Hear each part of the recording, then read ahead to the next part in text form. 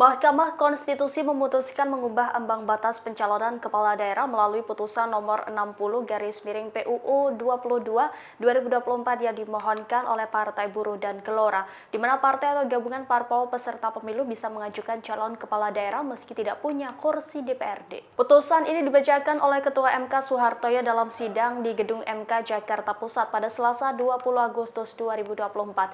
Dalam putusannya, MK menyatakan bahwa ambang batas atau threshold pencalonan kepala daerah tidak lagi sebesar 25% perolehan suara parpol atau gabungan partai hasil pileg DPRD sebelumnya atau 20% dari kursi DPRD. MK memutuskan threshold pencalonan kepala daerah dari partai politik disamakan dengan threshold pencalonan kepala daerah jalur independen atau non-partai. Hal ini sebagaimana diatur pada pasal 41 dan 42 UU Pilkada. Pencalonan Gubernur Jakarta yang sempat menuai polemik karena borong tiket oleh Koalisi Indonesia Maju kini dapat berubah. Ex-Gubernur DKI Jakarta Anies Baswedan yang sebelumnya kehabisan partai politik dengan perolehan suara 20% di pemilihan legislatif DPRD DKI Jakarta kini punya harapan. Sebab berdasarkan putusan MK ini, threshold pencalonan Gubernur Jakarta hanya membutuhkan 7,5% suara di pemilihan legislatif sebelumnya. PDI Perjuangan yang juga tidak bisa mengusung siapapun karena tidak punya rekan atau memenuhi ambang batas 20%, kini bisa melaju sendirian. Adapun PDIP satu-satunya partai politik di Jakarta yang belum mendeklarasikan calon gubernur. Partai pimpinan Megawati itu memperoleh 850.174 atau 14,01% suara pada pemilihan legislatif DPRD DKI Jakarta 2024. Partai politik atau gabungan partai politik peserta pemilu dapat mendaftarkan pasangan calon jika telah memenuhi persyaratan sebagai berikut. Untuk mengusulkan calon gubernur dan calon wakil gubernur: A. Provinsi dengan jumlah penduduk yang termuat pada daftar pemilih tetap sampai dengan 2 juta jiwa. Partai politik atau gabungan partai politik peserta pemilu harus memperoleh suara sah paling sedikit 10% di provinsi tersebut. B. Provinsi dengan jumlah penduduk yang termuat pada daftar pemilih tetap lebih dari 2 juta jiwa sampai dengan 6 juta jiwa. Partai politik atau gabungan partai politik peserta pemilu harus memperoleh suara sah paling sedikit 8,5% di provinsi tersebut.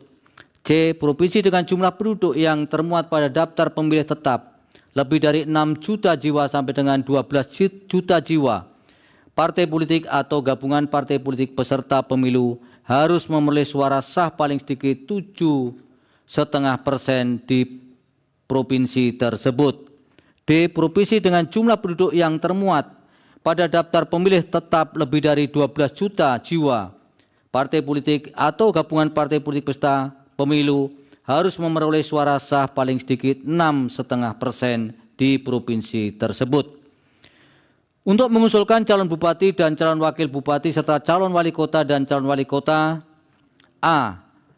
Kabupaten atau kota dengan jumlah penduduk yang termuat pada daftar pemilih tetap sampai dengan 250.000 jiwa.